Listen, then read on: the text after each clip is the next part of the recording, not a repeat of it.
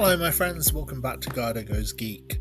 On today's episode, I just wanted to do a sort of a roundup of some other projects that I've been wanting to talk about, but maybe haven't had enough to say about them to turn into its own full-fledged review. So I just thought I'd condense my thoughts on some of them into this little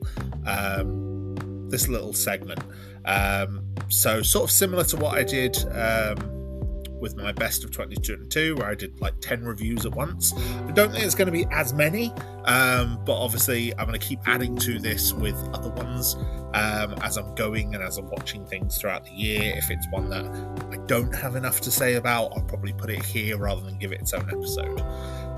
So yeah, hopefully you'll join me. I think there's going to be some interesting stuff here. You know, if it's on here, I've got enough to say about it, but maybe not enough to make a full review. So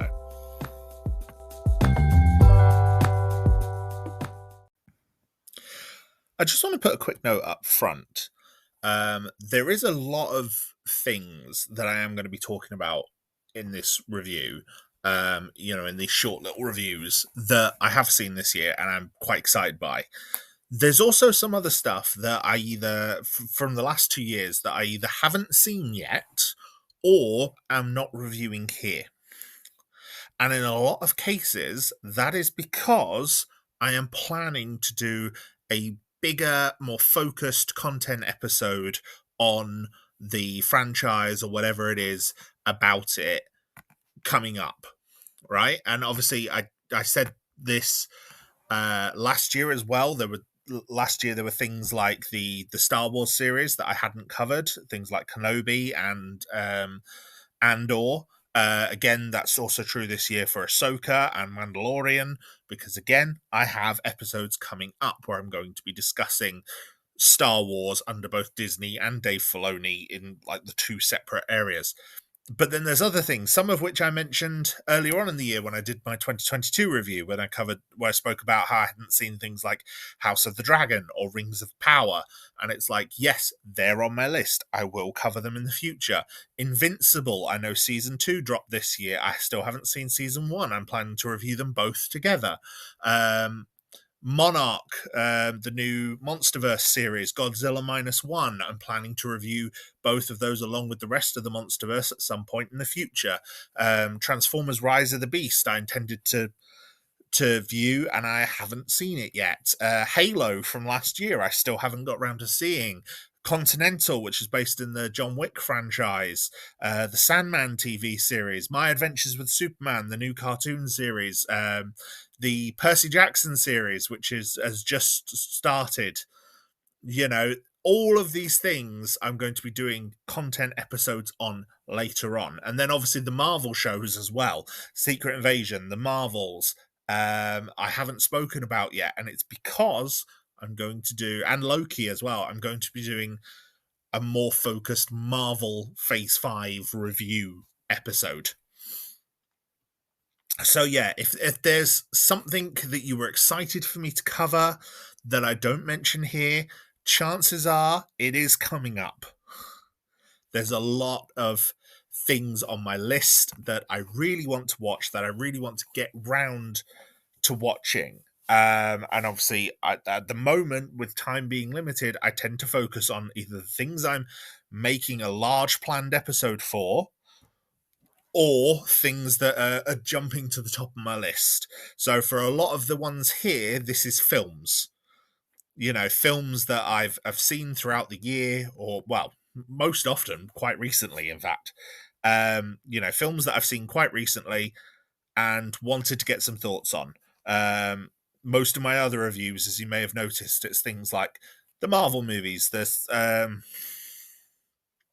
Star Trek TV shows, and that's because those are my fandoms. Power Rangers as well, those are my fandoms. Those are the things that I've seen and discussed and done more of at this point.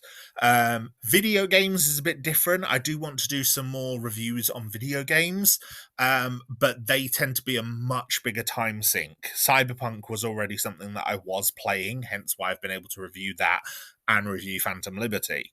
But, something like, for example, Baldur's Gate 3 was this year. I haven't played that. I really, really want to, and I'm planning to in the future. Um, I'm actually thinking after the new year, probably, in the new year, looking at strict Twitch streaming, where I will probably do some game reviews on there, like not just modern games, but also some other games for retro reviews. So things that I'm hoping to discuss on there are things like, Control, the Wolfenstein series, Fallout New Vegas, maybe even some of my gameplay on Doom, which I'm awful at, but I have a lot of fun with it. So yeah, if that's something you are willing to join me with, then that's something that we can possibly do as well. So yeah, um, if there's something here that I haven't discussed yet, chances are I'm going to do it in the future. So, for example, House of the Dragon Series 1, I'm hoping to get round to when Series 2 drops, in the lead up to Series 2 dropping, or review both seasons together. Invincible, I'm hoping to do in the new year. And other things like that, like I've discussed, or like I said, other things that I've spoken about, like the Marvel films, Transformers films, Godzilla franchise, Halo, John Wick, Sandman. I'm planning on discussing those in their own time with their own things. So, yeah, that's when I'm going to be discussing some of this stuff in the future. And this is without even getting into some of the DC shows that I've been wanting to watch for a while. Things like Doom Patrol. I'll probably do a big review on that when I eventually get around to watching it. That came to an end this year. So did Titans as well. So, I want to look at these things in the future. And so that's when they're going to be discussed. But that said, there's still some very good things here that I do want to discuss, some of which call back to previous episodes, some of which are just fun things that I think some people may have missed, or, are things that maybe people haven't spoken about in a huge amount. And, I just had thoughts on. So, yeah, let's get to it. Right, so the first thing I want to talk about here, and this is one that I thought I might have more to say about it, like to the point I was actually planning on doing it almost like a full review in its own right. But the more I thought about it, the more I was like, while it's decent and while I enjoy it, there's very little here that you can really talk about without it becoming very bizarre to listen to. As I realised whenever I tried to sit down and write my thoughts about it. And that's Apple TV's Strange Planet. Now, Strange Planet, for those who aren't aware, is a webcomic, and I think there was also, a novel series produced, well, say novel, like picture book series, done by Nathan W. Pyle. It's quite simple. It's essentially little comedic sketches with these blue alien beings, and they kind of talk around and do sort of like slice of life comedy stuff. But what makes it charming, quite quaint and quite quirky, is the fact that because they are aliens, they speak about things in a very roundabout way. In a way that's kind of hard to explain, but is very intuitive once you actually start following it. I think I'll probably have to get a couple of examples of the comic book up while I'm recording this to sort of explain it properly. But this was then turned to a cartoon series by Dan Harmon, who obviously has worked on Rick and Morty, Community, so many great shows, and obviously turned to this little half an hour format animated show. Here is an example of one of the comics. So it's a character following a recipe, and another being comes in and says, "You chose a complicated sustenance formula." And the being cooking says, "It was a mistake." And the one looking at the recipe book says, "Are you missing a necessary component?"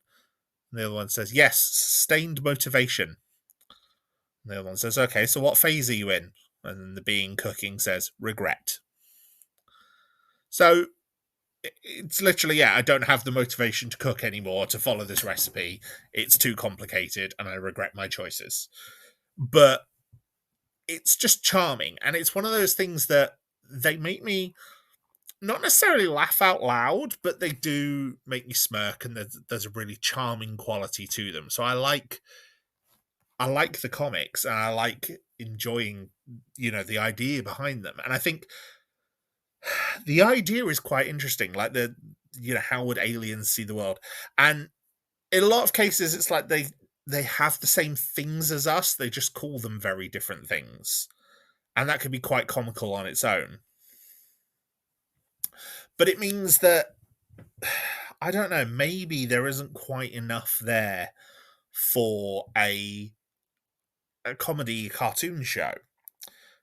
But actually watching it, this show isn't bad. Each episode kind of tackles a different theme. The voice cast is very, very good throughout the show. And there's a lot of quite good guest stars who are maybe in it for one episode, maybe two, if you're lucky, um, and might play like the central being in that particular episode, but you might not see them again. And yeah, there's an episode about animals. There's an episode about sports and like fandom. Um, some about family, and they're all perfectly charming, perfectly lovely. There's usually a song. There's a couple of recurring characters, and while they're all just beings, none of them get a name. They don't refer to themselves by name. They don't refer to anyone else by name. And there's a couple of recurring locations and a couple of recurring characters that kind of do give the series a through line and give it a story of sorts. And like I said, it's all perfectly charming and perfectly engaging, but it's kind of hard to explain. But it's an interesting one. It's not really a science fiction. It's not really there's elements of fantasy to it, I suppose, with it being a parallel world kind of thing going on. But all it is just a quite charming slice of life story more than anything else. And it's one I wanted to talk about, but I thought I would have a lot more to say about it than I actually do. And so that's why it's here rather than in a full review of its own, just because, you know, while I like it, and I do, it is, like I said, it's perfectly charming. And it's just, well animated, well acted. It's got some good thematics in it. It's even got a couple of catchy songs in it. Um, and a lot of it is quite relatable. Like a lot of the situations that these beings are going through are perfectly relatable stuff. The first episode, a character gets promoted at their job, and then her co-workers start looking at her differently, and she has these new responsibilities and she's struggling with them. And or there's a couple who's been following this band on tour all around the orb, as the planet's called. They've been following them all around the orb, and then this band breaks up, and now they are like, well, should we break up? What do we have in our life besides this band? And that's just a couple of the plot lines in the first episode. And the main characters of those plot lines, we don't see, they don't take the lead roles in the other episodes. So one of the ones in the second episode, there's a kid who wants a pet, and he becomes very enamored with what he calls the grayscale finger bandit. It's a raccoon. It's a raccoon climbing around in the trash. And he's like, I want the finger bandit for a pet. It's amazing. And he just sees it as this great animal. He becomes enamored with it, watching it out of his window. But again, he's only really in that episode, that child. He's not really him and his mother aren't really involved in any of the other episodes. But, there is a through line, there is a plot, there are some recurring characters. There's a restaurant called Careful Now, which is on the edge of like an abyss. And there's a looming double shadow day, which is like a double eclipse, which is obviously going to be the building plot element leading up towards the final. But yeah, for a 10-part animated sort of feel good cartoon, you could do far worse than Strange Planet. And yeah, it's interesting enough. Whether it'll get a second season, I don't know. But Apple TV isn't one that I've really had a good look at. It's getting some more shows as it's going on that I would want to enjoy. Strange Planet is one that I'd probably put on if I wanted something just to cheer me up a bit. So yeah, it's perfectly enjoyable, perfectly fine for what it is. Maybe nothing spectacular, but a lot of fun. Right, second thing I want to put in this little selection of like Roundup reviews, just because I really enjoyed it and I don't see a lot of people talking about it. It's sort of released and I don't think it really did that well when it released. And then just kind of seems to have flown under the radar of a lot of people. Like, it only made $60.7 million on a budget of $45 million. But I found this a really enjoyable movie. And that's 65. Now, 65 is a science fiction film. It's written and directed by Scott Beck and Brian Woods. Those are the co-writers of A Quiet Place, which I've not seen but heard nothing but great things about. And it stars Adam Driver and Ariana Greenblatt, who I've already spoken about recently this year for her role in Barbie. And I'm probably going to be talking about again because I know she's playing Ahsoka in the series for that. So I'm going to be talking about her when I do my Star Wars stuff very soon, very early next year. But yeah, she's in this and Adam Driver is in this. And I like them both generally as actors. I like a lot of the stuff I've seen them in. And this film, I remember when the trailers came out, like I remember thinking, oh, this looks kind of cool. I don't think the marketing kind of did this justice. Because the marketing kind of shows it as a kind of almost like a weird time travel story. Like Adam Driver's ended up on Earth 65 million years in the past. But that's not quite the plot. Instead, Adam Driver and the other characters we see are aliens. Like, Adam Driver is a pilot for a colony ship. The colony ship gets caught in a asteroid storm, and crashes onto prehistoric Earth. And it crashes onto prehistoric Earth because it's around the same time of prehistoric Earth. This is an ancient alien civilization. They crash land on prehistoric Earth. Adam Driver is the pilot. He's still alive. And he finds Ariana Greenblatt, who's the only other survivor. And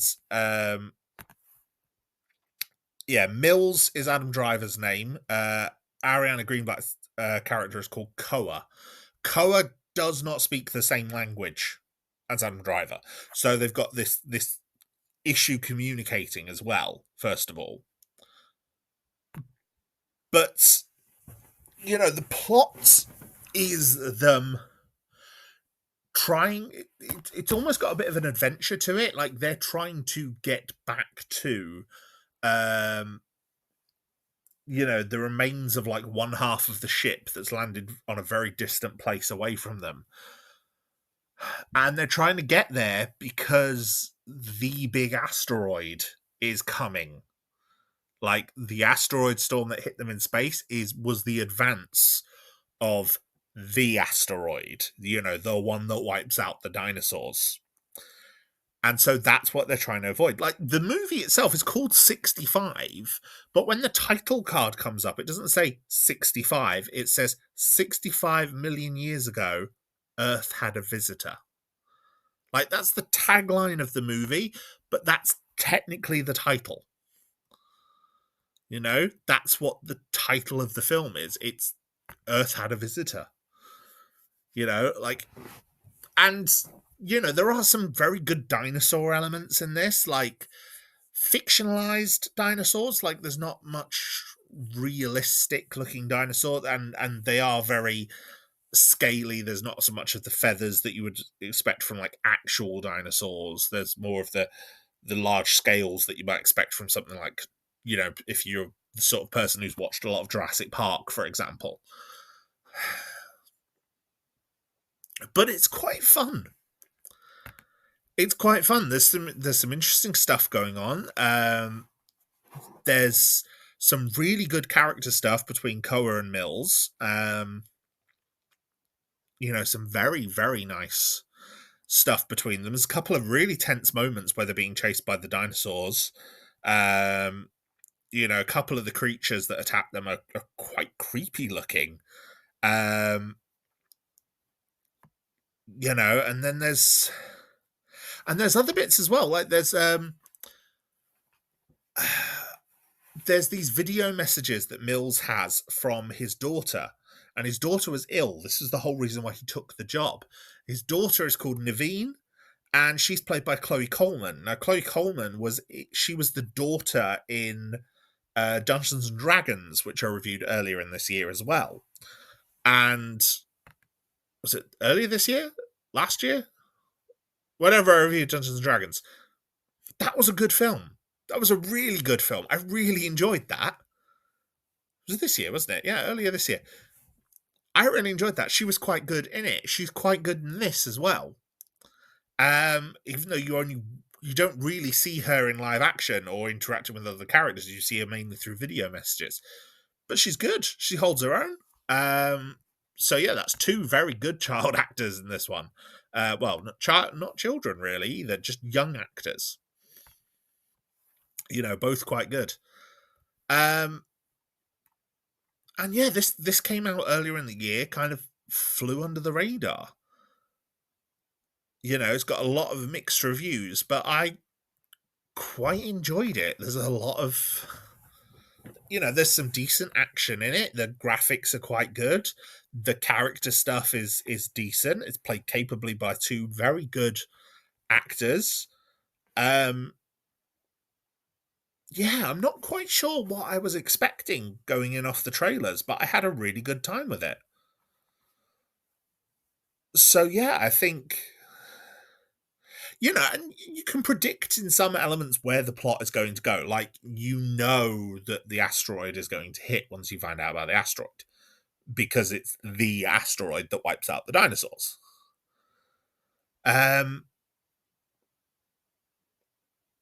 But yeah, even then, they do some good stuff with it, and even over the credits, there's still some good stuff. As they kind of show what happened on Earth in the aftermath, right through to like the modern day.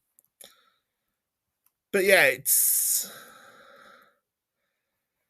kind of the adventure story as they're trying to get to this escape craft so that they can get off the planet.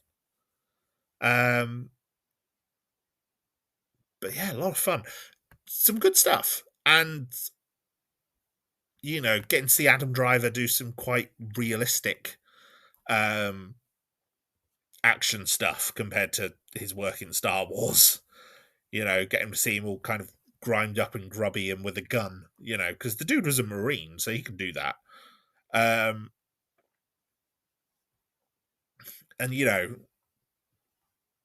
parts of this look like they might have been hard to film as well. Like there's some tense stuff. Yeah, it's good. It's a lot of fun. I enjoyed it. So, third film on this list is, well, second film, third product is Megan, or as I've also seen it called, Mithrigan, which I like to call it as sometimes just to wind my children up. But yeah, Megan it came out back in January. It's from Blumhouse Pictures. It's written by Kayla Cooper and James Wan. Kayla Cooper's also worked on Malignant, Nun 2. James Wan has obviously worked on Insidious, Conjuring, Saw, and Aquaman as well. This is a very good little film. Like I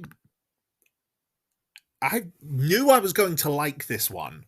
Like I liked the trailers on it. Like it just looked fun. Like a rogue killer doll, that's gone crazy with AI, and obviously Tallulah liking dolls, she had really wanted to see this one. And yeah, I watched it. It was quite good. Got it's got a young girl called Katie, played by Violet McGraw, um, who was apparently also in Ready Player One, which I've not seen yet. But she plays, she loses her parents. She has to move in with her aunt. Her aunt Gemma works at a Seattle toy company, and she's like a roboticist. And they've just launched like this new, kids toy. But one of their competitors is now undercutting them. She's basically Gemma, the roboticist. She's played by Alison Williams, who I've not seen in anything else before. Apparently, she's in Girls, the HBO series. I don't know her. I've not seen that. She's trying to work on creating a humanoid robotic doll that's child sized, powered by AI, like proper AI, like artificial intelligence, designed to be like the ultimate companion for children. And she gets told to discontinue the work on it, but then she struggles to connect to Katie, her niece, until you know she decides to sort of finish Megan for Katie, and then shows the Megan that she's made and Katie's interaction with it to her boss, and that's where it becomes like, oh, this is amazing. We've got to do this. We've got to make this the must-have toy. This is going to be really expensive but really worth it, kind of thing. And the Megan doll as well. I just want to say this: Megan doll is how they've realized it in the film is through the portrayal of two very good actors, and prosthetics and CGI and animatronic. Okay, there is a young girl called Amy Donald. She is a child actress and dancer. She is doing the physical portrayal of Megan. Okay. Megan also there's also an animatronic that they used for Megan, and there's also a CGI, like a mask. And they could use the animatronic for a lot of the facial stuff, and also for, um, CGI projection to kind of put it on top of the face whenever they were using like a long shot with Amy Donald. And then there's also the voice work, which is done by Jenna Davis. And it's really good.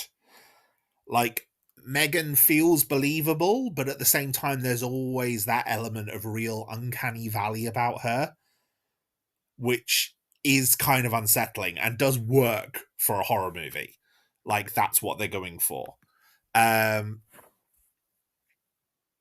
and this was made really cheaply as well, made for like $12 million, went over to make like 181 million, became really successful. Um,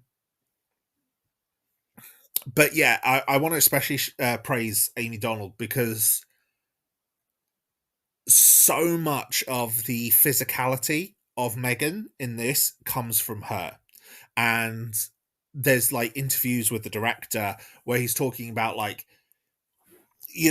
they Gerald Johnston, the director, he said like, they came up with these ideas, and because Amy Donald was a trained dancer, they were like, can you do it? And she's like, yeah, or I'll learn, and like taught herself to do things.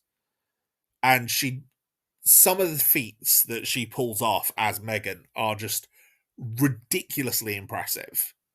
And they make like she came up with the dance that went viral and was on all the trailers. There's a bit where Megan like crawls on all four and kind of crawl runs, and it's one of the most unsettling things I think I've ever seen. And she did it for real. There's one where she kind of stands up from like lying down flat, but like in a snaky like breakdance kind of way. Um, yeah, very, very impressive stuff. And yeah, obviously, plot wise, it's kind of predictable. Megan kind of starts trying to protect KD and goes to a very kind of ridiculous, quite lethal extreme to do so, to make things better for KD. And that leads to her sort of going berserk almost and killing people and becoming like this big threat. But it's just camp horror and humor throughout, and like it is fun. Like it is a fun movie, and you are kind of waiting for that bit where everything goes wrong, and there are a couple of quite gruesome kills early on, but most things are saved for the third act. And the third act is pretty good. But horror movie rules, the people who get their comeuppance are completely despicable. There's some people that you're like, oh no, I kind of don't want them to die, they're kind of nice, and for the most part they don't. So yeah, it's standard horror movie stuff. It doesn't break the mold, doesn't do anything fantastic, but it's really fun. And it looks really good. Like it's a very slickly made film, I think. There's some good needle drops on the score. There's a lot of good foreshadowing and stuff like that. Like the way things are kind of, everything that's set up gets paid off. And the third act is great. Like there's some really good stuff, some really tense moments, some really good stuff with the animatronics. In fact, there's some very, very good animatronic work towards the end of the third act. And all the characters are just like decently played, by the cast that we've seen. I've not seen any of this cast in anything else really. Except for one of the guys is like a contributor on the Daily Show. Um, I've seen him on the Daily Show, and last week with John Oliver as well. I saw him on. But yeah, it's fine. And there's going to be a sequel. Like they've already announced they're doing a sequel. The sequel's going to be out early 2025. I think that January slot really kind of works for them because it's kind of the post-Christmas, what else are you going to go watch? It's a bit weird that it didn't come out around Halloween. But yeah, it was a fun little film. And so yeah, I'm very interested in seeing Mithrigan 2.0, as it's going to be called, which, by the way, I called that even before they announced it. I was like, oh, they're going to do a new one, and it's going to be Megan 2.0, like an update style thing. And yeah, that's exactly what it is, Megan 2.0.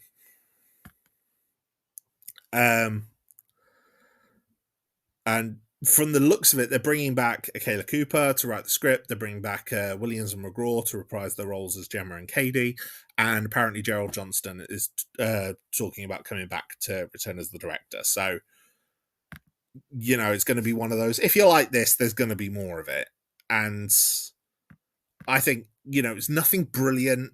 It's not an amazing horror movie by any means, but Megan has the possibility of being like a new horror icon, like up there with kind of Chucky, as kind of this weird doll icon. What's the one from Conjuring? Annabelle? The kind of the weird doll. And I like that this is the sort of the AI, the learning toy as well. Because that seems to be a thing as well, where it's like, it's the kind of the techno horror, the techno thriller aspect of it. Like, all these technology is learning so quickly and it's becoming a horror. A lot of that's kind of been the prevalence of sci-fi up until now, but most technology now is becoming so ingrained in our lives at like every level that it's just everywhere. And so this is one where it kind of, the technology is everywhere and we're so used to it that even the point that there are probably more advanced computer chips inside most kids' toys now than were in some games consoles 30 years ago, or top of the line computers 30 years ago.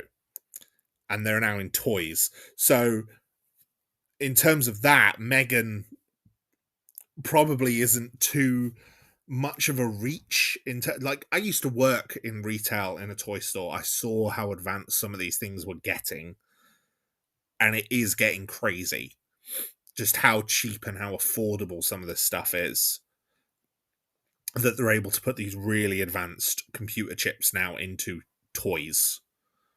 And obviously Megan is a bit more ridiculous than that, but yeah, the idea of a kind of a horror toy goes back to sort of the things from like Small Soldiers, I suppose, where you got the computer chips in that. That's not so much of a science fiction idea anymore. So yeah, I know they did do an update with Chucky where they made him like a learning toy like this, like an AI toy, but I think this is better for that. I think keep Chucky as Chucky. The horror, the possessed doll, the voodoo thing. Keep this as this. As keep Megan as the AI doll. I think it works better. And so yeah, I'm hoping the second one is just as good. I'd be very interested if the same actress comes back as Megan, because obviously she was a lot younger. She's a preteen. How much has she grown? Is it going to be feasible to have her play the doll still? Or would they need to get someone else? Because I think a large part of why Megan was so good was all the practical aspects that went into it. And that includes not just the physical performance from Amy Donald, but also the prosthetics and stuff. And it's like, you could do the prosthetics, you could do the animatronics, but so much of the character of Megan is in that physical performance. Things like that dance went viral because she came up with it. So. But yeah, I enjoyed it. I had a lot of fun with it. I actually had probably a bit more to say about it than I thought I did, considering this is the longest segment here so far. So yeah, Megan, what did you think about it? The Dark Universe. Who remembers that? If you don't, you're not alone. I think most people forgot about the Dark Universe. The Dark Universe, for anyone who doesn't remember or has maybe missed where I've spoken about it before, the Dark Universe was an attempt by Universal Pictures to build a shared universe using its horror and monster properties. So the old classic Universal monsters. So Dracula, the Wolfman, the vampire, the creature from the Black Lagoon, etc. All of that. Jekyll and Hyde. That was the whole idea behind the Dark Universe. It was the idea that, you know, Universal owned the film rights to a lot of these classic literary and film monsters and wanted to sort of tie them together. The problem was the two movies that they released, because they did release two. Everyone thinks they only released one, which was The Mummy. They did release two. They basically did a DC universe with it, which is the first film they released didn't do very well. Didn't test very well, didn't do very well. So they kind of downplayed a lot of the shared universe aspects before they released it, like cut a lot of references here and there. And that first movie was Dracula Untold. You know, which I've heard described as not a terrible film. Like, I haven't seen it myself, but I've been told it's not terrible. It's just not very good. It's kind of, you know, the origins of Dracula by doing the sort of Vlad Tepes, Vlad the Impaler, with Luke Evans, I believe, who was obviously quite a hot property off the back of his role in The Hobbit at the time. I think this was just before he went on to be in Beauty and the Beast. Am I thinking of the right one? Luke Evans? I believe so. Bard the Bowman and Gaston. Anyway. But then that didn't do very well. So just like DC did with Green Lantern, they kind of decided, okay, that's not part of the film universe anymore. We're going to do another one. We're going to have a second go. We're going to have a mulligan at the whole thing. And that's when they released The Mummy. The Mummy being the Tom Cruise one, which was so full of connected universe references and also was not a good film. To the point that the Dark Universe was basically dead on arrival. So what happened then? All these plot lines and ideas that Universal had all had to basically now be completely reworked. You know, they weren't going to do a Bride of Frankenstein film. They weren't going to do a Jekyll and Hyde film. So, you know, and they obviously weren't going to do another Dracula film. So they had to kind of rework everything. And this is where you then got the film that I'm talking about now, which is Renfield. Renfield is based on a pitch by Robert Kirkman. Robert Kirkman, for those who don't know, is the co-creator of both The Walking Dead and Invincible. He is a comic book writer and screenwriter, very talented chap, and by all accounts, a lovely dude. Now, he pitched this film as like a comedic approach to the story of Dracula, sort of similar to what Taika Waititi did with What We Do in the Shadows, except this time more specifically about the Dracula mythos. And it was going to focus on the character of Renfield. And so the film got made and got released and came out early this year, back in March. Well, no, April. It was finally released. It's quite a short film. It's only 93 minutes, which sometimes can be a sign that maybe they don't have a huge amount of faith in the product. In fact, I think all the movies I've talked about so far in this have been relatively short. And that's usually a sign that maybe they're trying to recoup the money by getting as many showings as possible. But this was a lot of fun. It's Nicholas Hoult as Renfield, Nicolas Cage as Count Dracula, and he is just amazing. He's clearly having the time of his life in this. Nicolas Cage, I remember there's that episode of Community where they're like, is he a good actor or a bad actor? You know, and was it Community that did it, or was it American Dad? One of the two. Kind of saying, you know, was he a good actor or a bad actor? I think I think he's quite underrated. I usually have a lot of fun watching Nicolas Cage, even if the film he's in is terrible. Um, he always seems to be just having fun with the projects he makes. And I know Superman and Dracula are the two that are on the top of his bucket list of like characters he wants to play. And this is him playing Dracula. And in a lot of respects, he is a very classic, universal Hammer horror style Count Dracula. Um, but yeah, the plot of the film is just ridiculous because it's not set in England, it's not set in the Victorian era. It's not set is it Victorian or Georgian when it takes place? I can't remember. But either way, it's not set in the past. It's not set even in a big city in America like New York or something like that. No, this is set in New Orleans. And it's set in New Orleans. New Orleans is portrayed as a city of kind of crime and corruption. There's a large crime family with the main, the matriarch of it played by Shore Agdashlu, and the main heir to the family played by Ben Schwartz. And there's a cop played by Aquafina who is desperately trying to make a difference in like this very corrupt town and very corrupt city, and just kind of dealing with that.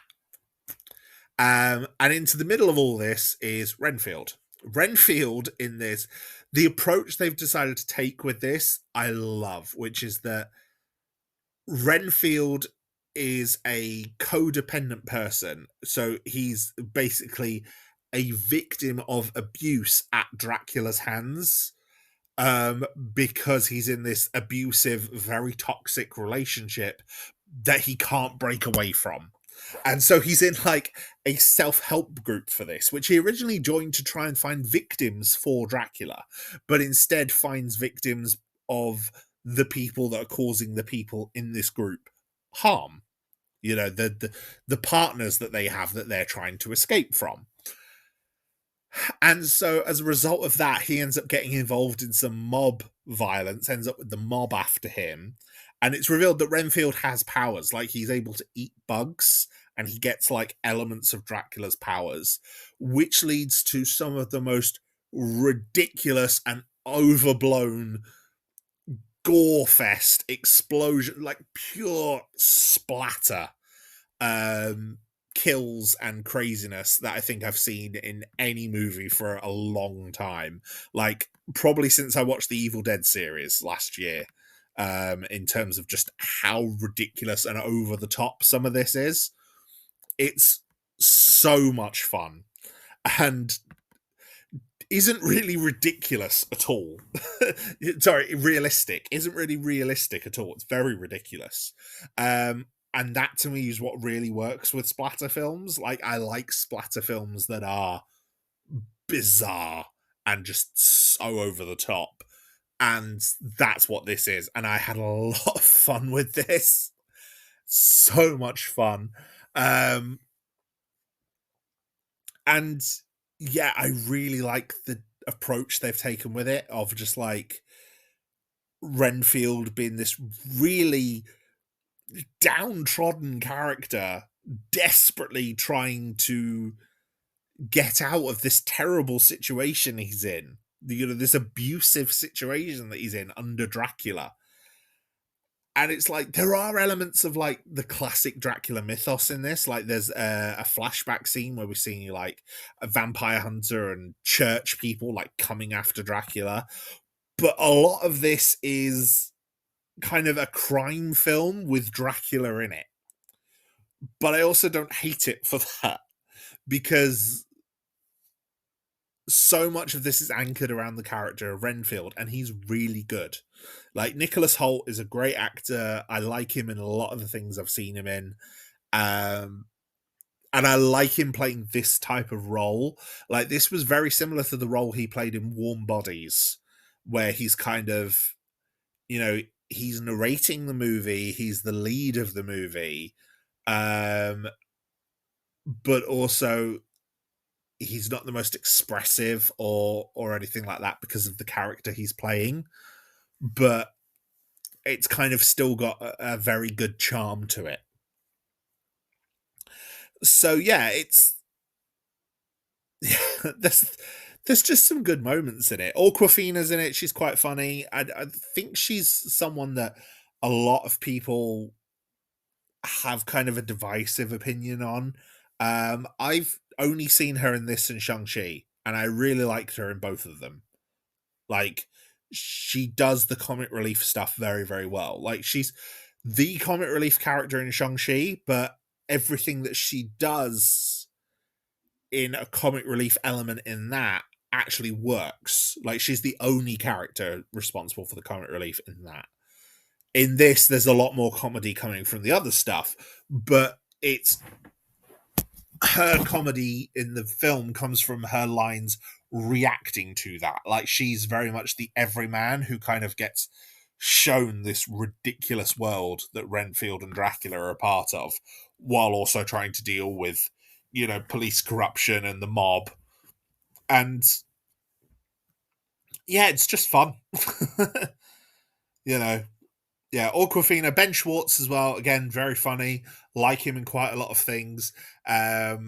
He's playing very similar character to his one in Parks and Rec, who is one of those where he's annoying, but in the best way. You know, where you kind of can't take your eyes off of him. Shoreg Dashlu, she's great. Again, I like her. She's got a very distinctive voice. You know, I was first introduced to her as a voice actress because she was in Mass Effect. But yeah, she's very good in this. Cuts a very intimidating figure. Um, but yeah, it's Nicholas Hoult and Nicolas Cage that are the standouts of this piece. You know, they're both so much fun, especially Nicolas Cage. He is clearly having so much fun as Dracula, and the scenes of him really highlighting this abusive relationship between him and Renfield, I think it was the perfect way to go for the story. I think it's acted really well between the two of them. Yeah, I enjoyed it. I had a lot of fun. I've said that a lot this episode. I've had a lot of fun with these things. Renfield is a very good time. I recommend watching it. I really do. I think if you like Dracula, if you're after an interesting take on the Dracula mythos, this is probably one of the most interesting ones you're going to get for a while. You know, it's well written and it's very funny. Next, I want to talk very briefly about the sequel to two films I spoke about last year, and that is A Haunting in Venice. Now, A Haunting in Venice is the next Kenneth Branagh Hercule Poirot movie. And it's not bad. I don't think it's bad. I don't think any of the Poirot movies are bad. You know, the Branagh ones. And I think Kenneth Branagh's definitely doing a very interesting thing with his adaptations, and that they're not direct adaptations of the books. Like, this one is pretty much in name only an adaptation of A Halloween Party. Like, it has almost a completely different set of characters, and almost a completely unique setting and story. And in fact, some of the adaptations of characters that are in the original novels, like Ariadne Oliver, for example, who's played here by Tina Fey, are very, very different. Now, most of the Poirot stuff I have watched is the David Suchet Poirot.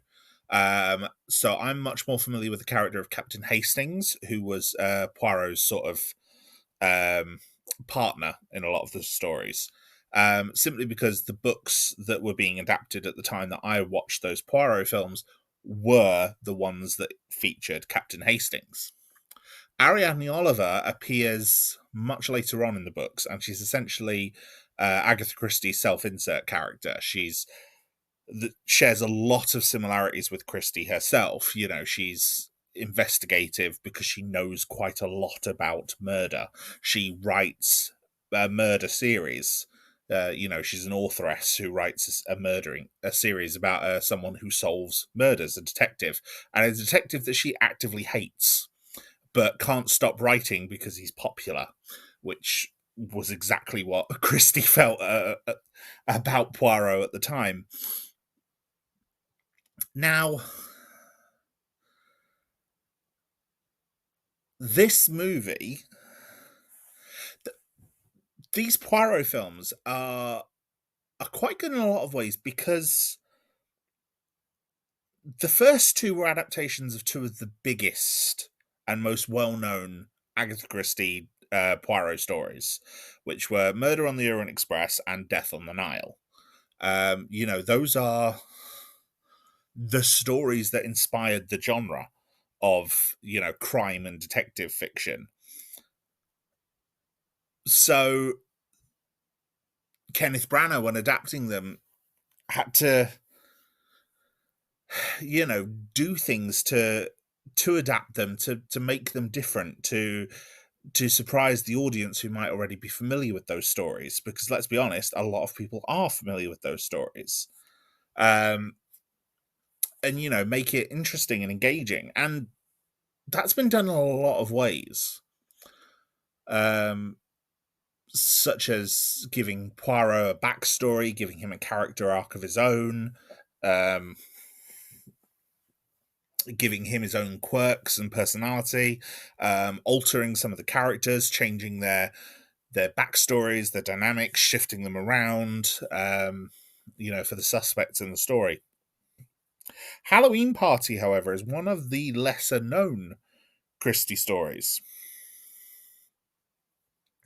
And so A Haunting in Venice, like the trailers for Haunting in Venice didn't even really indicate that it was a Poirot film until quite late on. Like the original teaser trailer, I think, was something like a minute and a half.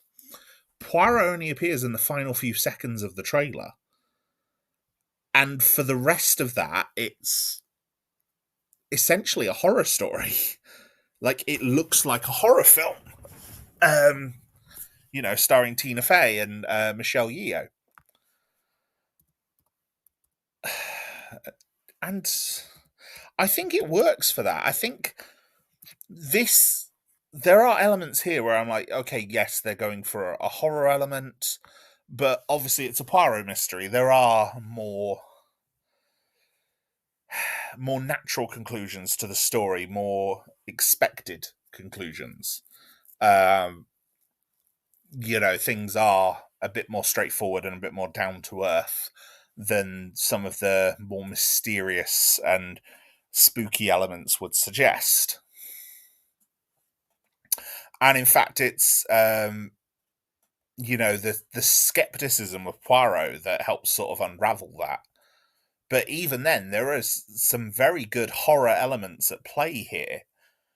And I think the film itself, it's not anything special to write home about. It's an interesting chapter in the life of this Poirot, because this is now post-war.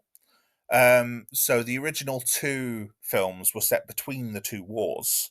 So you had Poirot as a veteran of World War One, now as a detective, prior to the outbreak of World War Two. This is set like almost a decade after the previous film. So it's set in 1947. So, we're very definitely post-war, and Poirot is much older and much more jaded and has gone through a lot of stuff off screen. He's had significant development, and he's very much retired almost at the start of the movie. And this is the case that kind of brings him back and makes him Poirot again. I don't know if it works very well as a trilogy. Like, there's not much through line from the previous movies, but as a film in its own, that story works really well. as a film in itself, like a chapter in Poirot's story, that take works really well. And the film itself is very wonderfully shot. Like, it's shot on location in Venice, as best as I can tell. It's quite atmospheric, um, quite dimly lit in some places by design. Um, and a lot of the angles, the shots, the shot composition, like, this is all a very deliberate choice by Kenneth Branagh to shoot it in a way that feels atmospheric, that feels like a horror film. And for the most part, I think it works. There's a couple of shots which are very, very memorable. There's one with a particular with a china cup that falls and shatters, and it's all done in this very tight close up and slow motion. Works really well as a visual, and I think it was a practical shot as well. It doesn't look CGI. It looks like they've actually dropped and shattered a china cup. So yeah, basically, I enjoyed this film. I quite liked the ending. I didn't see the resolution coming. I was actually kind of starting to wonder if maybe there would be some of the horror elements might take effect. I do know Tallulah was very annoyed at the adaptation of Ariadne Oliver. So if you are a Poirot fan, like, she has read all of Agatha Christie's books. Like, we have a collection of them in our front room. She's a very large Agatha Christie fan. And Ariadne Oliver is her favourite character that Christie wrote. She is not a fan of Ariadne Oliver in this film. So make of that what you will. If you're a big fan of that character, you might not like some of the things that are done here. But I think it all works in service of the story. And I think the story works. The conclusion's good. And it ends on a note that suggests that we could get more of these. Whether the more of these will include Ariadne Oliver returning, I don't know. I think it would be interesting if she did. But personally, I'd rather see Captain Hastings, because I quite like that dude. I also think it would be interesting because now we're in an area of, like, cinematic universes, for example. Would it be possible perhaps to have Poirot interact with Miss Marple, who is obviously another big Agatha Christie detective, whose stories were written at a later time than Poirot?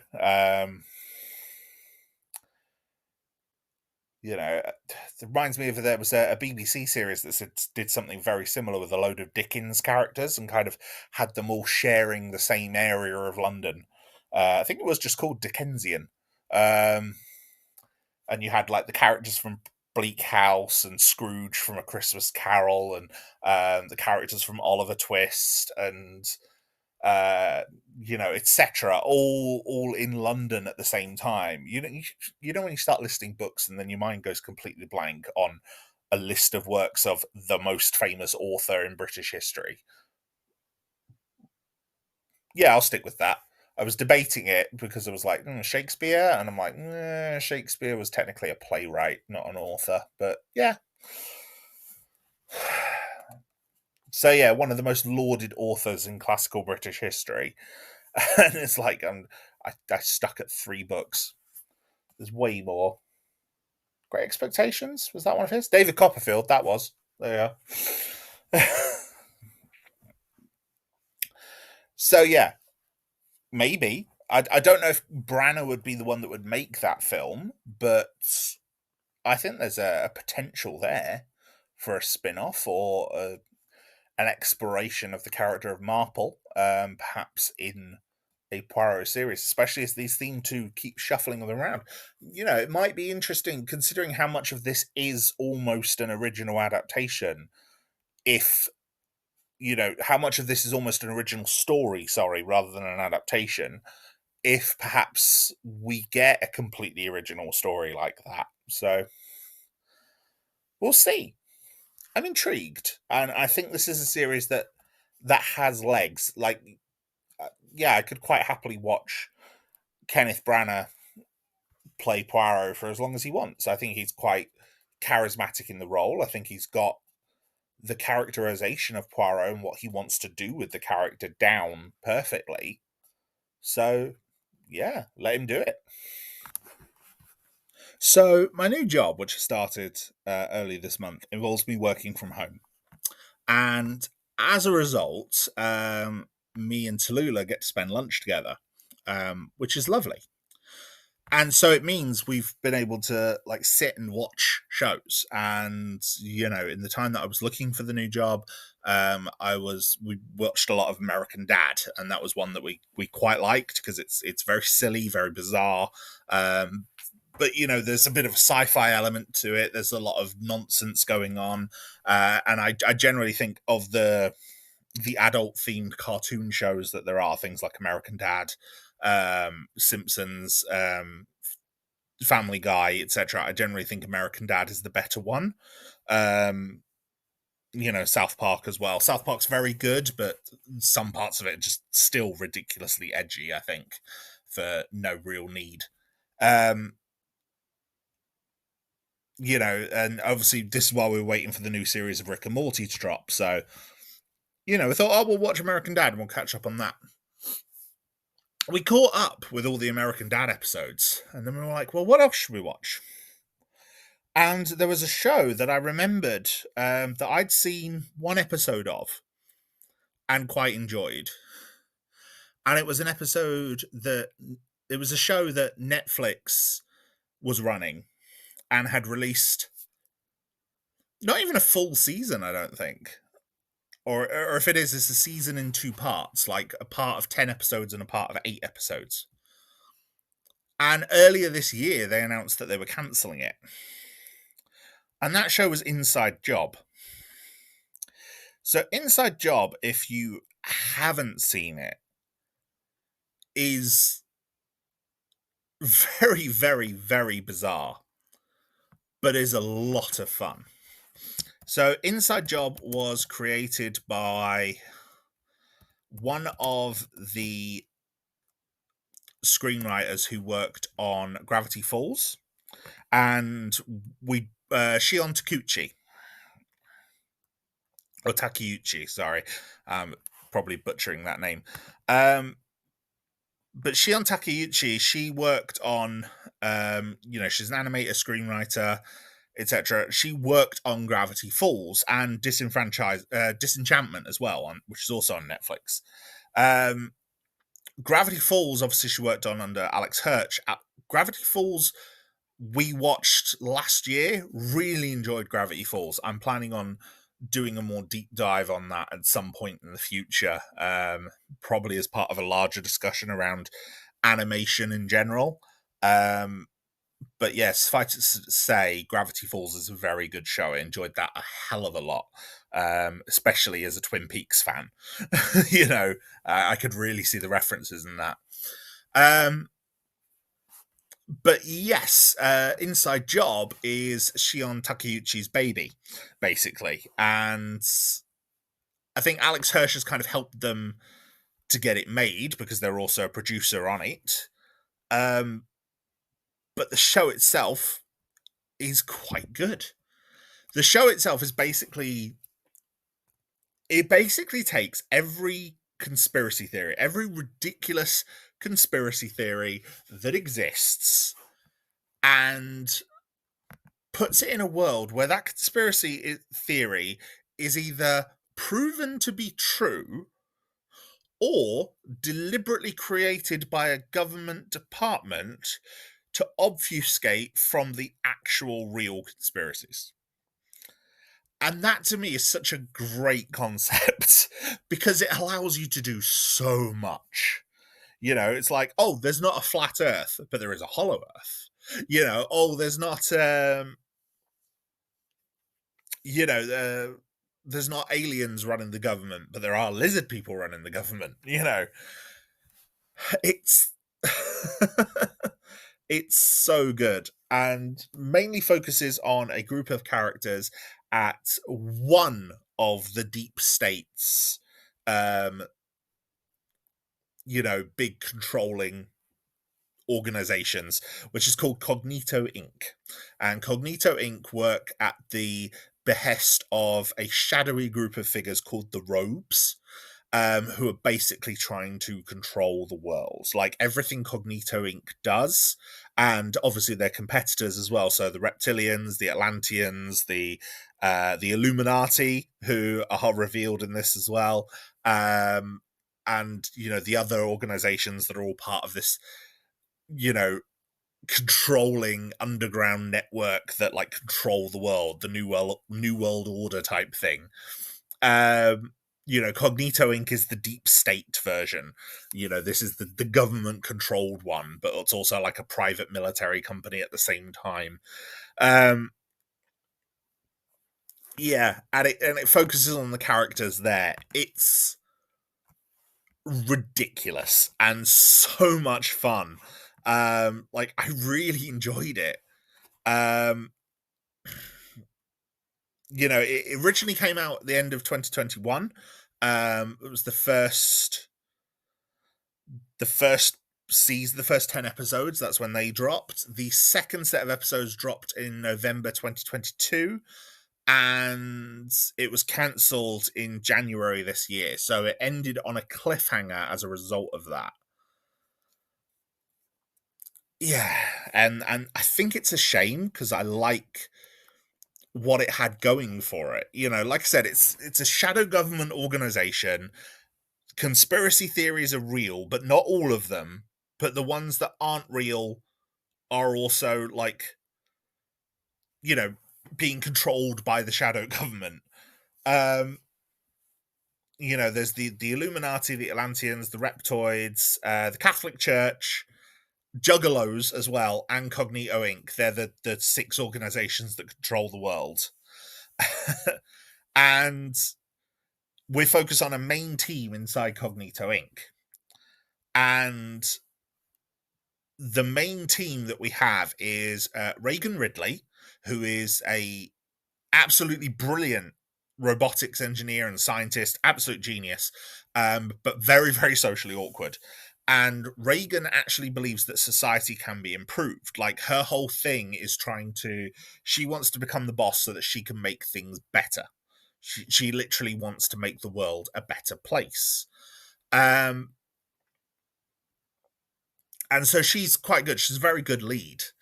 Um, and most of the focus is on her and her character arc. She has some quite good character arc. She's voiced by Lizzie Kaplan, who I think does a brilliant job.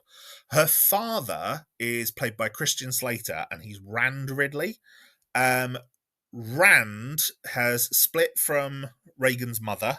Reagan's mother is Tamiko. Tamiko does not really appear much. She's very much a supporting character. Rand seems like a paranoid, washed up drunk, but he's not. He was a former CEO and one of the co-founders of Cognito Inc. And he got fired because he nearly exposed the deep state. And so the Robes fired him. And he's been plotting revenge ever since. And he's very emotionally manipulative and sometimes emotionally abusive almost towards Reagan and to Tamiko as well. And he tries to he's probably the closest the show has to a recurring villain. I wouldn't say he is villainous, but his heart is not always in the right place. There is some good storytelling stuff that goes on with that, and some very good stuff that the character arcs, some very good directions that the character arcs take. And then the rest of the cast is filled out by Reagan's team. So there is Brett Hand, who is basically a former frat boy who is basically hired to be a yes man. And he's quite simple, but He's quite fun. There's Gigi Thompson. She is a public relations officer from Georgia. She's very fast talking. She works on media manipulation, subliminal messages, but also a big gossip and a big flirt. Um, she's kind of a one note character, really. She gets some good stuff to do, but she's very much a background character, which is one of the flaws of this whole thing, because besides Reagan and possibly Brett, none of the team are really expanded on that much. Um, and most of the other team members just go to be one note jokes. And I think that probably would have improved had the show carried on going forward. And it's because the limited runtime of episodes means that it's very much focusing on the story. And the story tends to focus around either Reagan or Rand, or usually both of them together, which means that a lot of the other cast become little more than side characters or running jokes throughout an episode. And it's a shame, because I think there is some good stuff there with Gigi and all the others that I'll cover in a minute. But for the most part, they don't get a lot to do.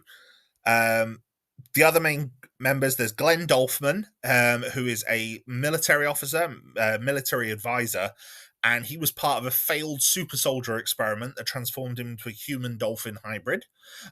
He's voiced by John DiMaggio. Very, very funny, but a lot of his, he's very much kind of a one-note side character. There are some stuff that they do try and develop with him, but not as much.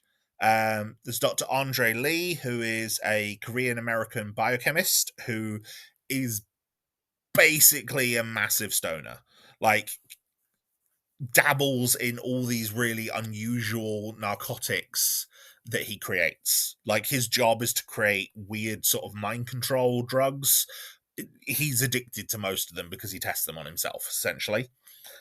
And then there's Mike. Mike is short for mycelium. He is a psychic mushroom-like organism from within the Hollow Earth. He is played by Brett Gelman, who plays Maury in Stranger Things. Not Maury, Murray in Stranger Things. He is great in this. Like, Mike is probably the one who gets developed the most, but again, it's very much with a specific role among the cast. If you were to compare it to other shows at the time, so to use American Dad as example, Mike is Roger from American Dad. He's that sort of role. He's hyper intelligent, but also acerbic and, as much of a thorn in the side of our protagonists as he is their friend and ally. It's interesting. They do some good stuff with him. There's a couple of episodes in season part 2 especially that do give Mike some very interesting things to do. The rest, though, not so much. There's 2 other characters who kind of really, are part of the main cast. There's JR, who's the CEO of Cognito in part 1. He's very crafty, very kind of he comes across like a Wall Street or politician type guy. Very slimy, very sleazy. And then there's Alpha Beta, he appears in the first episode. He is a robot designed to replace the president of the United States. But in the first episode, he tries to take over the world, so Reagan keeps him locked up in the basement. But he keeps recurring throughout the series and does get some development as well.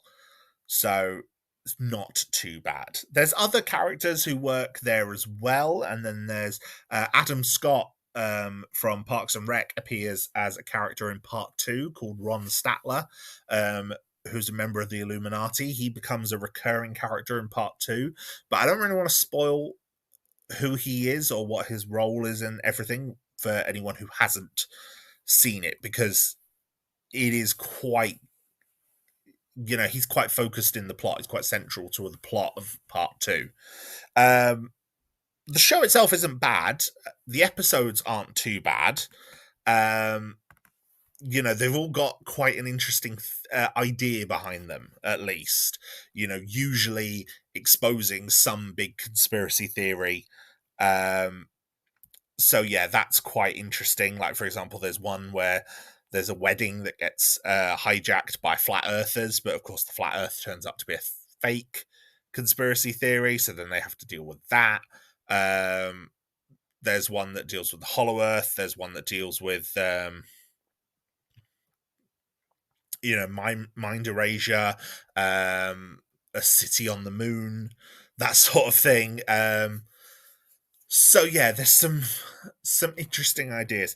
I do think part two is better, and that's because of a big twist that takes place towards the end of part one. So I don't want to spoil that for anyone who hasn't seen it, but it does kind of change the dynamic of the show and makes part two a lot more interesting, and create some good character motivation going forward, especially for Reagan. But personally, I had a lot of fun with this show, and it made me quite sad that it was actually cancelled, because I think it was a good show. I think it was a good idea, and I think there's promise here. And Netflix does this a lot. Netflix, launches something and will stagger the release and then cancel it. And they tend to do it a lot more with animation, I've noticed. There's some animations that really seem to go the distance, and there's others that don't. And Inside Job seems to be one of those that didn't. And I think it's a real shame. Because as well, the model that split up season one into these two parts, which are separated by over a year, you know, I think it just hurts the series. Um, and it's a real shame, but that's like a whole other discussion, is the idea of streaming services and what they can do and how they kind of ruin shows by kind of kneecapping them like that. But I mean, there's other shows they've done it with great success, like the Sonic Prime show.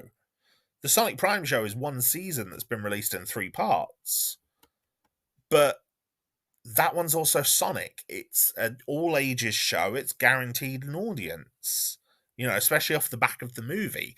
Inside Job is a kind of new, untested property, and it's like, yeah, okay, I get why maybe you wanted to, hedge your bets and sort of split it up and maybe not do too many episodes at once. But then at the same time, the constant release of content that you get on something like Netflix is like a deluge anyway.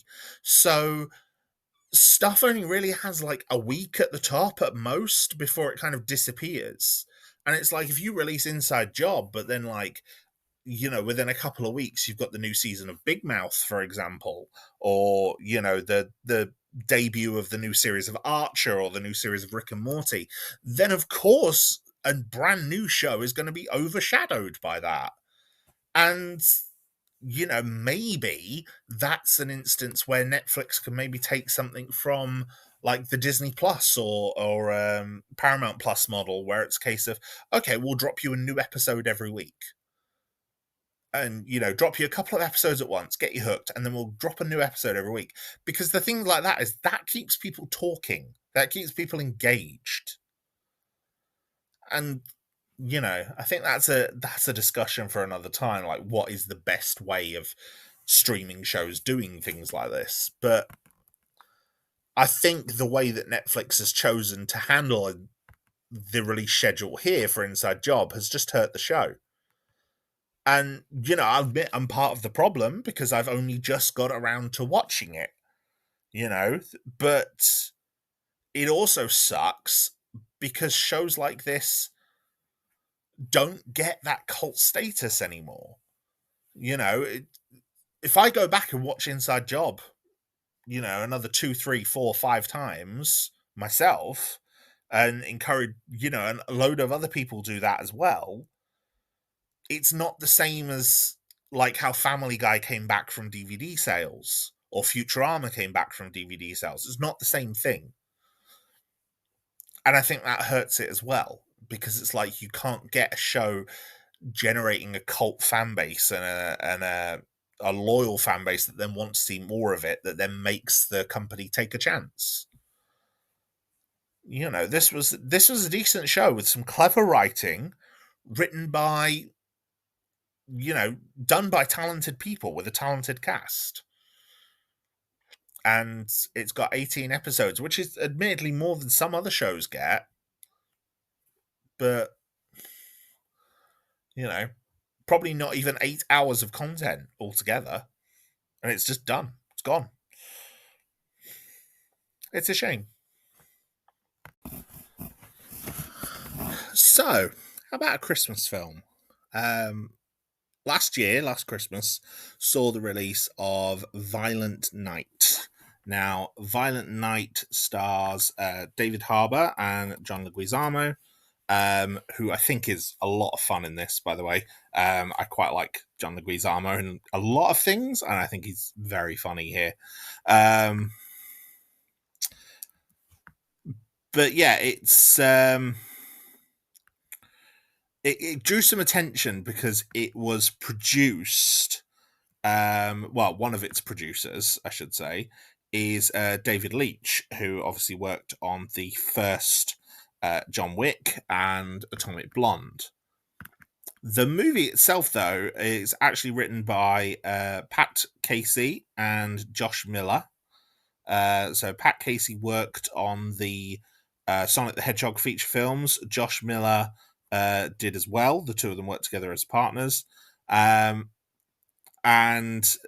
it's directed by Tommy Wirkola, who is a Norwegian film director who I've not really heard of. He has a bit of an empty Wikipedia page looking at it. But I'm this film I quite enjoyed, so I'm sure a lot of his other work is very good as well. The film itself is, I think the closest allegory is like Die Hard, but the actual person saving the day is Santa. But when I say Santa, we're talking a very, very jaded Santa Claus. And I've got to admit, I really like it. I like a lot of Christmas movies anyway, and I like the concept of Santa being real in the world of these Christmas movies, because it gives them a real fantasy quality. Like, there's something definitely that's fun and fantastical about the character of Santa Claus or Father Christmas or Saint Nick, whatever you want to call him, but movies generally go for Santa Claus. And there is a fantastical element about that, whether it's something like Santa Claus the movie, whether it's something like Miracle on 34th Street, whether it's something like Elf. There is a fantastical quality and real charm to it. It's like something that C.S. Lewis said about fairy tales. It's like you can enjoy fairy tales, that there's something good about them. That's what Santa stories are like. Santa stories are basically fairy tales. It's this nice, happy story that we tell ourselves every Christmas, that, there is someone out there whose whole thing is just giving nice people something good for it, for the fact that they're good people, and then also punishing the naughty people. Admittedly, he punishes them by giving them coal. It's not a huge punishment. But, I think it's a nice idea. It's the idea of, there's an idea of justice in it. There's an idea of magic in it. There's a lot of magic in the whole thing about Santa Claus. How does he get around all the way around the world in one night? How does he deliver a present to every kid, etc., etc., etc.? How do the reindeers fly? It's all magic. And, because of that, you have to believe in it. But that's getting off topic and talking about Santa. I could talk about Santa himself as a character in his own right, and I might do in the future. But for now, it's like, let me just say, it's a good story. It's a good idea to have Santa Claus. This film, this film has Santa Claus as a very jaded older person, basically. He's, there's been a sort of a revival in like Christmas movies recently. There was Christmas Chronicles on Netflix, for example, was very, very good. But this is very different. David Harbour is not as old as a lot of the other actors that I've seen play Santa Claus in the past. He's still relatively young. He's not even 50 yet, 48. And so, yeah, it's interesting to see him in this role because, he doesn't look old enough to play Santa. Like maybe a mall Santa, but to play the actual Santa. But what David Harbour does have is that he is an action star. Some of his roles, things like Red Guardian, things like Strange Things, have really kind of highlighted that, no, yeah, he could potentially be an action star and a pretty decent one. And, not only could he be an action star, he could be a very particular brand of action star. Because, David Harbour, he's a big bloke. Like, not just tall, not just muscular, but big, like stocky big. And they play on that in this by making him a former Viking warrior who became Santa Claus.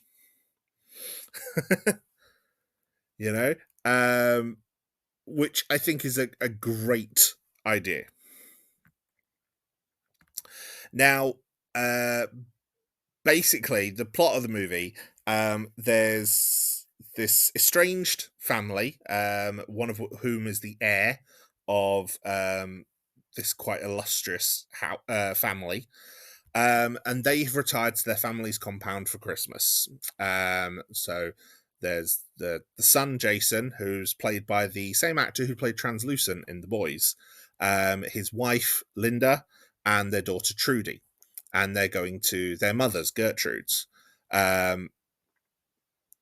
Trudy wishes through an old family talkie for an old walkie-talkie, which they told her can talk to Santa because he forgot to take her to see Santa because of other things that were going on, that she wants her family to like get back together. So, that's a nice core family dynamic, and that's core to a lot of these Christmas movies. It's about family, and there's usually a kid involved. Where this changes is that this, big, very rich family mansion has apparently got $300 million in cash hidden in a vault in the basement. And, Scrooge, a codenamed mercenary, has gathered a group who have infiltrated the house staff to basically rob the Lightstones for Christmas and to steal away with all of this $300 million. And it's a quite a good plan. I'm not going to lie. It's a very, again, kind of Die Hard thing, but in this, it's like in Die Hard where Hans Gruber and the others kind of hide the fact that theirs is a simple robbery by obfuscating it, by making it look like a terrorist act. This is very clearly like from the start, no, we're robbing you. There are some twists and turns along the journey, but it's like, no, this is a robbery. We're after your money. We know you have this money that you shouldn't have. We're going to steal it from you. So all of that, very, very good, right? However, they happen to rob the house at the exact same time that Santa is dropping off Trudy's present, because Trudy is on his nice list, right? Trudy's always nice. We're getting like a really nice little montage before this of like I said, jaded Santa Claus doing the rounds on Christmas Eve. Seeing this, this drunken father and stealing his whiskey, peeing off the side of the sleigh, seeing all this Christmas tree surrounded by Amazon gift boxes and just throwing the present in because it's like, oh, don't care, you know. Um, yeah, it's like Amazon gift boxes that aren't even wrapped either. They're just like around the tree. Oh, it's bad. Um, but yeah, no, Santa has to kind of defend himself against some of the mercenaries because obviously they run through the house. They're trying to kill him. He ends up having to defend himself and gets stuck because the reindeer have disappeared. But he's now involved. He's actually killed one of the mercenaries in self-defense. And so he has to kind of team up with them. He has to kind of protect the family because he hears from Trudy over her walkie-talkie. And she asks him to save them. Because he takes a radio from one of the mercenaries, and Trudy's walkie-talkie manages to hit the right radio signal that he can hear her. So he's talking to Trudy in the same way that John McClane talks to Al in the car, which lets him go up against these mercenaries. And what follows is just a ridiculously fun action movie. Like really stupidly fun. There are some amazing like action kills in here. Like I think gore works really well in action movies because it's especially splatter, because it's like the humorous payoff for all the tension, and it's used to great effect here. Like it really, really works. This is a funny movie. And I had a lot of fun with it. A lot of the physical comedy, the timing, it all really works. A lot of the fight choreography and everything, it all works for me. I had a lot of fun with it. But saying that, there's some good writing in here as well. Not just for Santa, but for the Lightstone characters as well. And for the mercenaries as well. Some of them are really quite fun.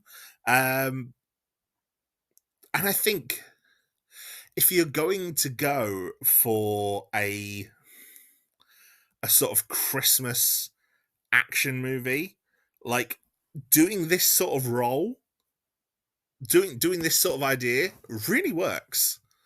And this is a Santa I would very happily see more of. Like there's obviously some origin story there, like how he went from being a Viking to this very jaded Santa Claus. How he became Santa Claus in the first place isn't really explained. We see him on a Viking battlefield with a hammer drenched in blood. That's like the only real flashback we get. But, for a lot of the first part of the film, he's very clearly out of practice and out of shape and struggling to kind of defend himself. Like it looks like it's causing him real effort,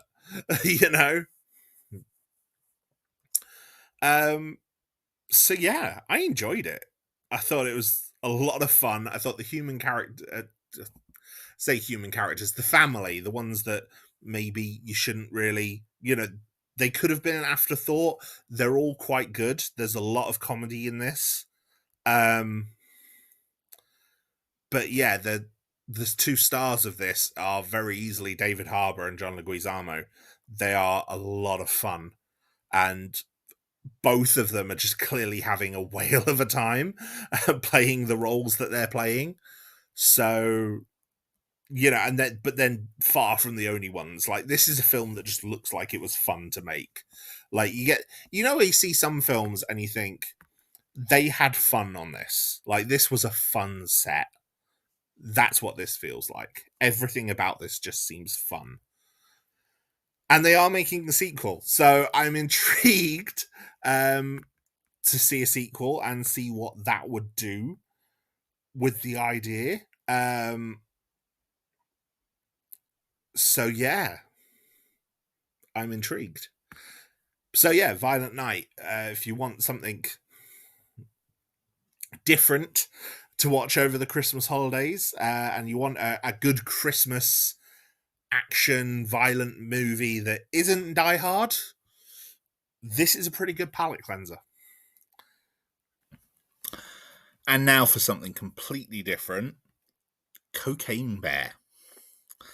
Now, Cocaine Bear came out earlier this year. It was directed by Elizabeth Banks. I don't think it was her film debut. I think she has directed other films. Yeah, she directed Pitch Perfect 2 before this. As well as a couple of others, I think. But this is a lot of fun. Like, a lot of fun.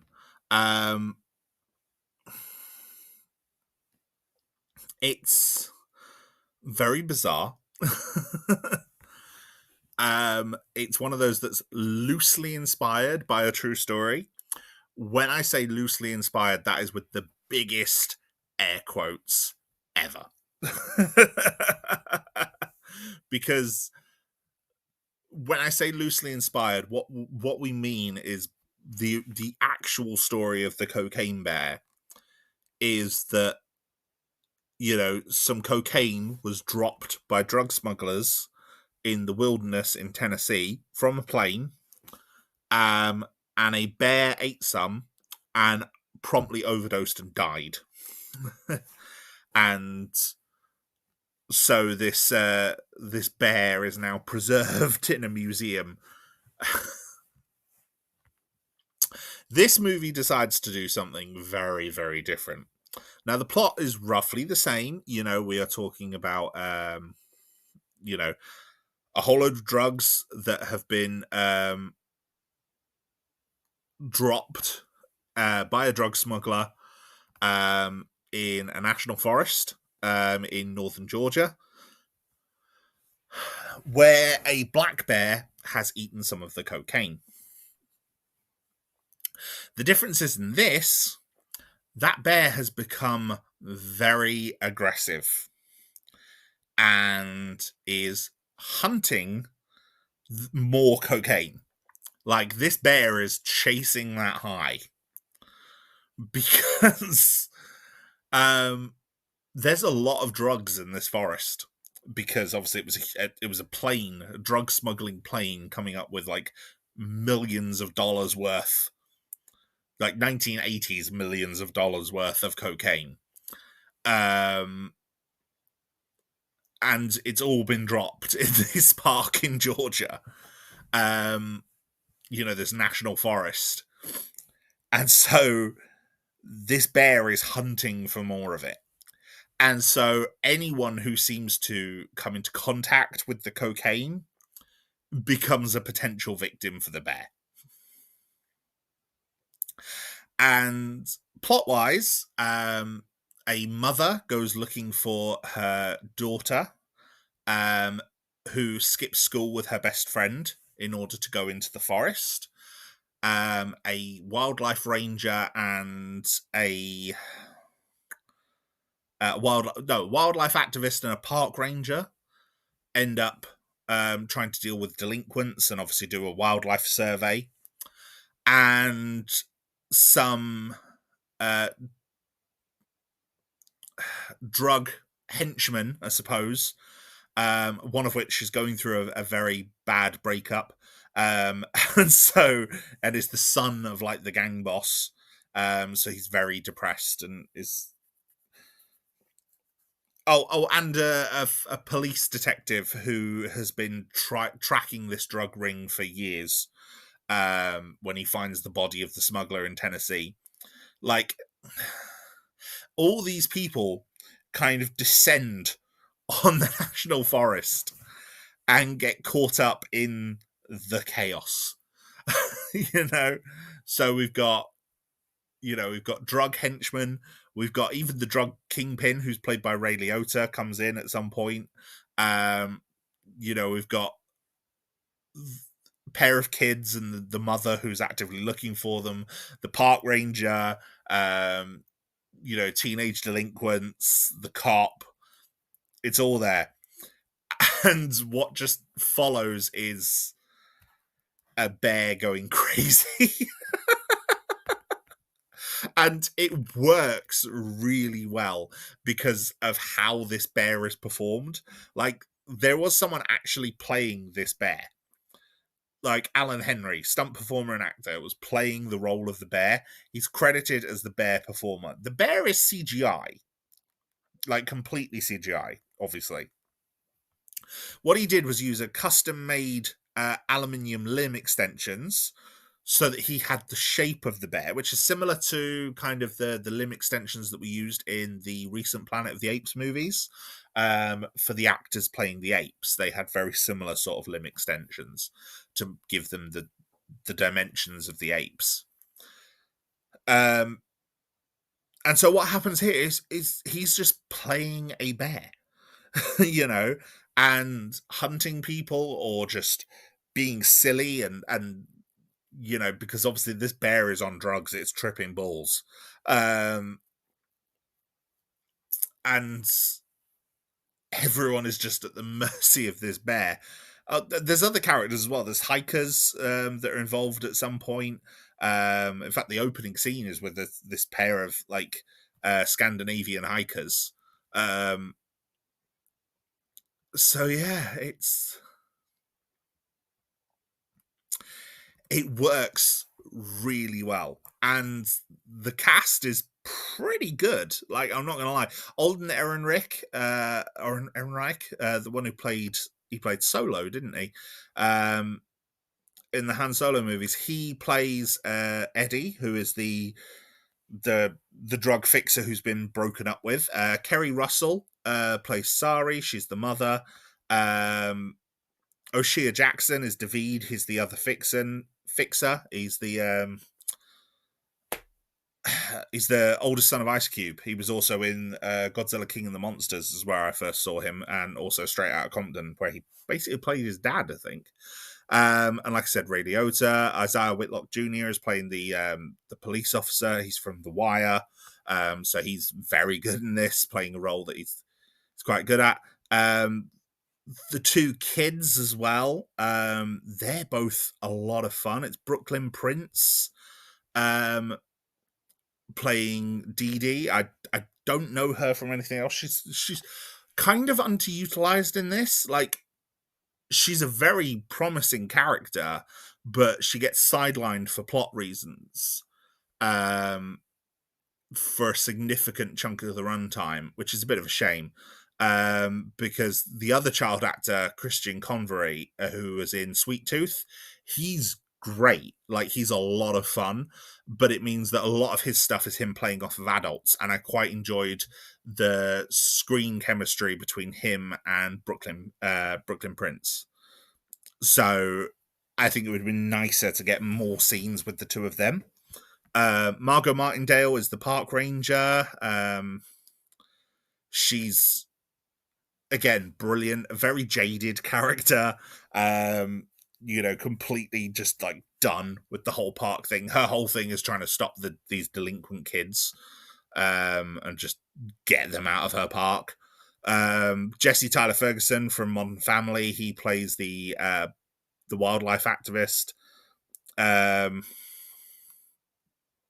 Yeah, it's a fun movie. A really fun movie. And yeah, I just had a lot of fun with it. There's some really good kills, almost, I suppose, from the bear. Some really hilarious moments in this film. There were point. I'm glad I didn't see it in the cinema. I'll put it that way, because there were parts I was laugh out loud laughing out loud quite hard, had to pause the movie to kind of catch my breath back. You know, because there was some bits that were just it's just shocking in a great way. Like it's just so bizarre. I don't know what to expect. um, but I don't know if what I expected was this. It works really well. Um, yeah, it's just fun. Um, I also did think it was quite funny. I'd seen a video a while back from. Well, actually, I saw it mentioned in a video, and I think I also saw it on Twitter, where someone was suggesting.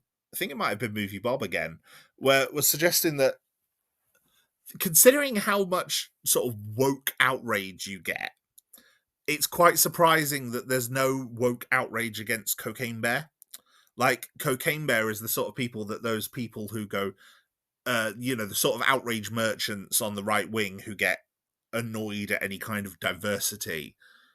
They love this movie, but this movie completely subverts the original Cocaine Bear story to make the bear in this a female bear who's protecting her cubs, to draw an analog between the bear and the main character of Sari, who is um looking for her children, her child.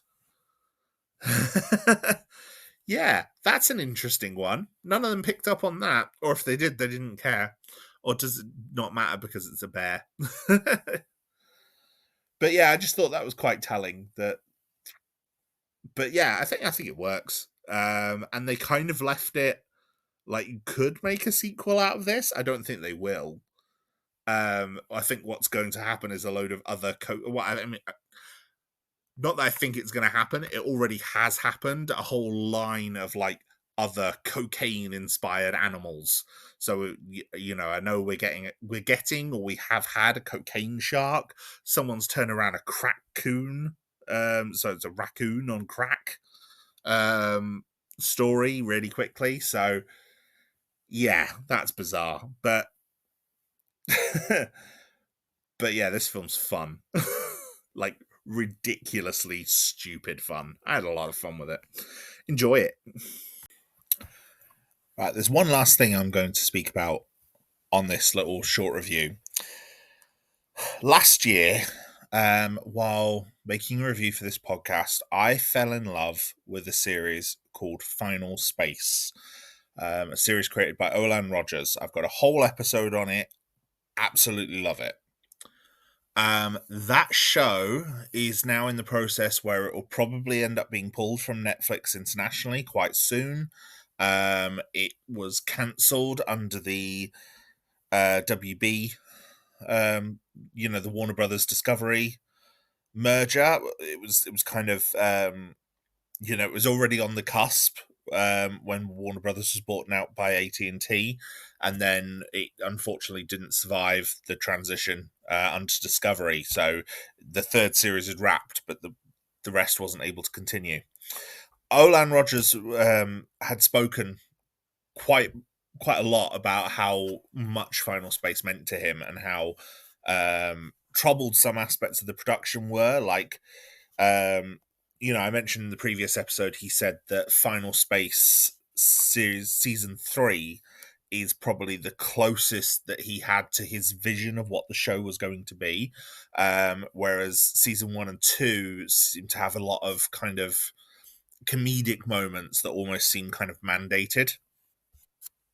Now, it's not to say that series 3 isn't funny, but there are jokes in it. But Final Space at its best is this amazing, epic series which really tackles some deep topics and some real proper human condition stuff, like dealing with life and death and philosophical concepts of the universe. And there's so much going on in it, and it resonated with me on such a strong level.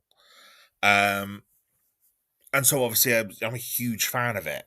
Now, Since then, Olan Rogers has been given permission to finish it as a graphic novel, so I'm very, very much looking forward to that. I have already pre-ordered my copy of the graphic novel, and I am actively staying away from any spoilers. Like, he is releasing art for it and giving updates on the progress. I am avoiding all of it because I want to go into that thing completely blind. I don't want to be spoiled for anything. And spoilers don't normally bother me, so that is really rare for me. Um, but also, before he got permission to do that, Olan Rogers did run a Kickstarter, and that Kickstarter was to do a sci-fi pilot, which is called Godspeed. Godspeed is now out. It released 2 weeks ago, so very, very recently. And it's on YouTube. It's completely free on Olan Rogers' YouTube channel. And it's only about 20 minutes long, but it is incredible. um, yeah, between Final Space and this, like, this is very much Final Space's spiritual successor, and being done completely without any studio mandate. This is exactly what Olan Rogers wanted to make, and you can tell. And there is a really talented voice cast in this. Like, Troy Baker is one of the voices, Claudia Black is another, and it's this quite interesting setup for a potential series. And he has gone back to Kickstarter to try and get the money for a second season. Like a full series of Godspeed. I don't know how successful that has been. I'm hoping we'll get. I think it's successful enough that we'll definitely get more content for Godspeed, but how much content we'll get, I don't know.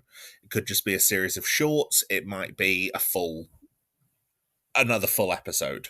Obviously, animation is expensive, and this is good animation as well. This is very stylized. There's a lot of motion going on. It's very rarely static. It looks incredible. And even within just this first 20 minutes, there are some real deep emotional moments. There's some dark moments. But there's also some quite hopeful moments and some nice story moments, and some good setup for what is this world, the world within this show. And like I said, it feels like a spiritual successor to Final Space.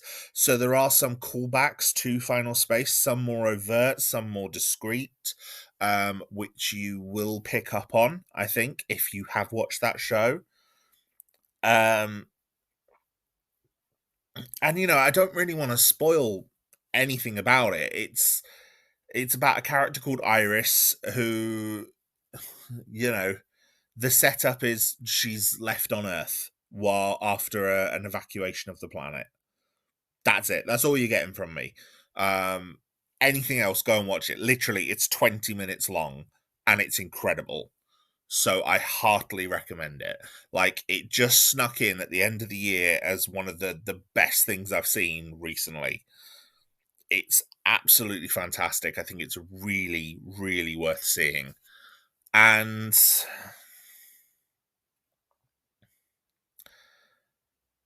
yeah, it's really good. I enjoyed it. I really enjoyed Godspeed. I keep wanting to call it Goodspeed because obviously the Final Space protagonist is Gary Goodspeed, which was a deliberate thing by Olan Rogers. Like, he announced in the original announcement for the Godspeed Kickstarter, like, he explained that was part of the reason why he chose the name. But yeah, Godspeed has some real interesting touches, and yeah, I got emotional while watching it. I was watching it with Tallulah earlier, and she got emotional as well. I've also sent the link to Zulu, who's not currently with me at the minute, but I've watch this. This is amazing. So I'm sure they'll probably also get emotional over it. yeah, Final Space is just one that we all fell in love with, and we're all really looking forward to the continuation. And now with Godspeed as well, there's something else from Olan Rogers that I'm very excited to look forward to should more of it get made. And at this point, Olan Rogers just has my attention. Like, I had issues with Final Space, but when it was good, it was really good. And Godspeed is really good. So if we get more stuff from him where he is in this creative role, I'm all for it. I really am. I want to see more of it. Because, yeah, I had a lot of fun with this. And like I said, for a 20-minute episode, you've just listened to me talking a podcast for however long. Go and watch this episode for 20 minutes. It's fantastic. So, yeah, Godspeed, one of my highlights of the year.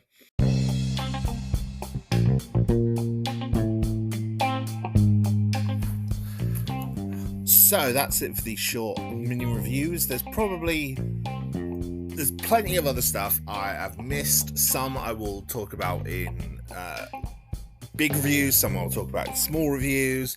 I'll probably end up doing another one of these at the end of 2024, because it's a good way of just catching like those few things that maybe I've got something to say about, but not enough for like a full video, especially as some of my reviews have been getting longer recently, because it's kind of the only time I'm going to talk about that particular thing, or at least the only time I'm planning on talking about it in that much depth.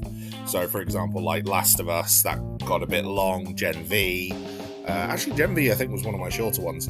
But, yeah, Last of Us, Willow, some of these others that I've got coming, that have recently come out or are soon to be coming out. They're kind of... I'm taking Good Omens as well. I'm taking the opportunity of like, this is the only time I'm going to speak about this thing for a while. So here's everything I want to say about it. Whereas things like the films and TV shows that I've discussed here, this is all I have to say about them for now. And I don't think I'll probably have much more to add in the future. So, there's probably some other things that I could have fit in here had I had a chance to watch them in time, like the Meg 2. I really enjoyed the first one. I was looking forward to the second one. Nimona on Netflix, I've heard great things about. I haven't had a chance to see it yet. So, I'll probably end up doing one of these reviews again, let's be honest. So yeah, that's my 2023 roundup. I hope you've enjoyed it. As usual, my friends, if you engage with this podcast in any way, it means the absolute world to me. You're free to support me on Patreon, or not Patreon, sorry, Ko-Fi. I do have a Patreon, but I don't actually have it active. I should probably fix that.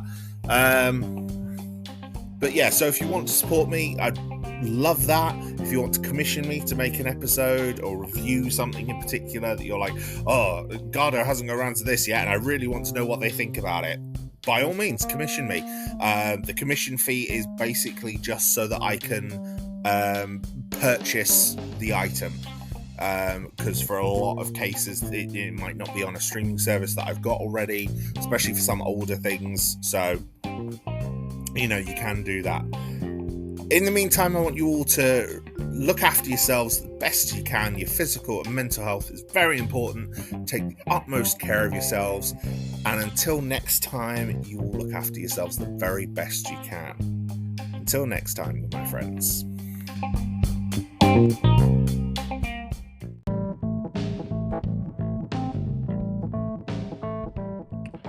Thank you, my friends, for once again joining me on Garhdo Goes Geek. Your continued support for this podcast means the absolute world to me, and I am grateful for every single one of you who stays and listens to one of my episodes. It means the absolute world. Now, if you would like to engage more with me or the podcast, we have a Discord community, small but growing, and And we now have commissions open on Ko-Fi. So if there's a topic you would like to see me cover, you can pay me to cover it. All funds will be used for legal purchase of the relevant items where I do not have them. Have a look on the link tree for more information. Until next time, look after yourselves.